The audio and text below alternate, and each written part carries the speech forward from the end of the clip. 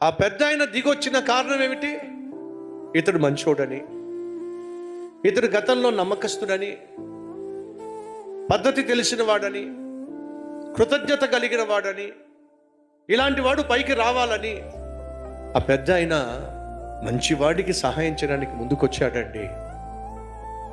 కానీ ఆ పైనున్న ఆయన నువ్వు నేను మంచోళం కాదని, పాపిష్టి వారమని, ఏ మంచితనం మనలో లేదని, పరమ పాపిష్టి వాళ్ళమని తెలిసి కూడా మనల్ని బాగు చేయడానికి ఆయన దిగొచ్చాడండి.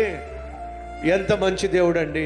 నేను ప్రకటిస్తున్న ప్రభు అయినా యేసు, నువ్వు నేను మంచోళం కాకపోయినా, నువ్వు నేను తెలిసి తెలియక ఎన్ని తప్పులు చేసినా, ఎంతగా దేవుణ్ణి బాధ పెట్టినా, ఎన్నిసార్లు ఆయనను గాయపరిచినా, ఎన్నిసార్లు నమ్మించి వాగ్దానాలు ఇచ్చి మాట ఇచ్చి మాట తప్పిపోయినా, ఏ ఒక్కటి కూడా ఆయన జ్ఞాపకం పెట్టుకోలేదండి. జ్ఞాపకం పెట్టుకుంటే నీ ముఖం నా ముఖం చూసే ప్రసక్తి లేదండి.